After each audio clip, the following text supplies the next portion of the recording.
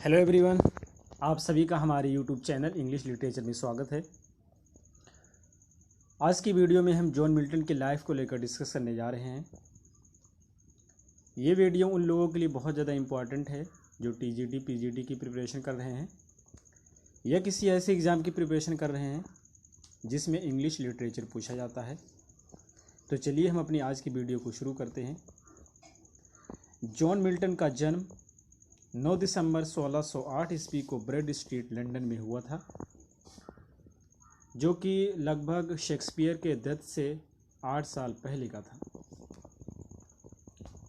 इनके पिता का नाम जॉन मिल्टन था, जो कि एक कंपोज़र या स्क्रीमिनर थे। इनकी माता का नाम सारा जेफरी था। इनको क्राइस्ट कॉलेज की लेडी कहा जाता था, इनकी भूरी आँखों और ओवल फेस के कारण। 1625 ईस्वी में मिल्टन पॉल क्राइस्ट कॉलेज जाना शुरू कर दिए थे और 1629 ईस्वी में इन्होंने बीए की डिग्री प्राप्त की थी। 1632 ईस्वी में एमए की डिग्री प्राप्त की थी। 1634 ईस्वी में इन्होंने एक बहुत ही फेमस अपना वर्क लिखा था, द मास्क ऑफ कॉमर्स, और इसको लडलो कैसल में परफॉर्म किया गया था। 1637 और 38 ईस्वी में जॉन मिल्टन ने लिसिडस लिखी थी।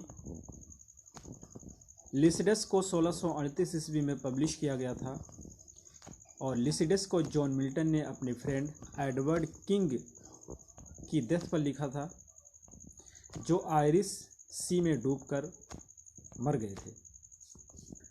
लिसिडस एक पास्टरल एलिजी मोनोडी भी है। John Milton Powell Mary Powell से शादी किए थे 1643 ईस्वी में, और जो मैरी पॉवेल थी ये इनकी आयु की आधी एज की थी।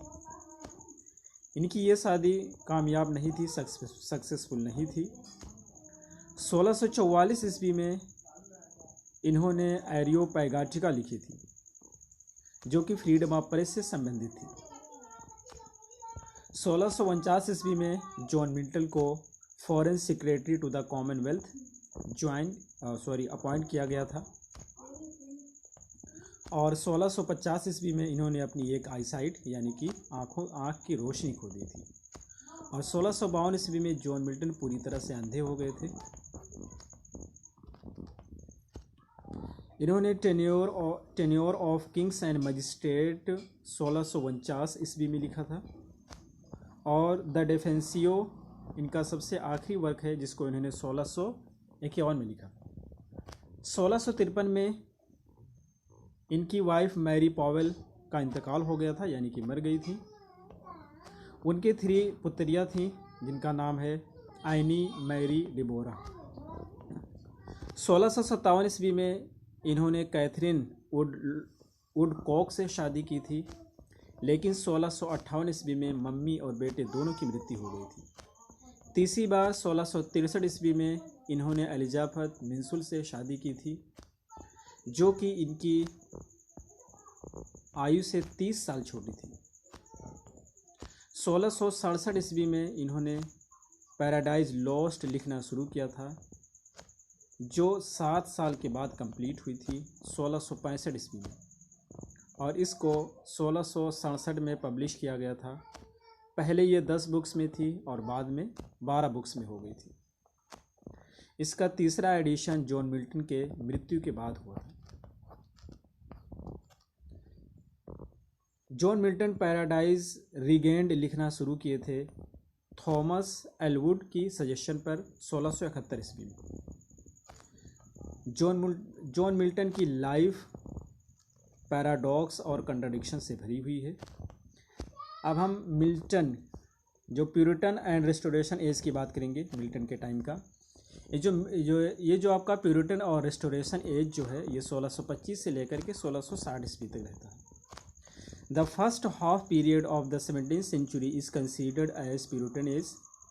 17th सेंचुरी का पहला हाफ पीरियड जो है उसको प्यूरिटन एज के रूप में माना जाता है।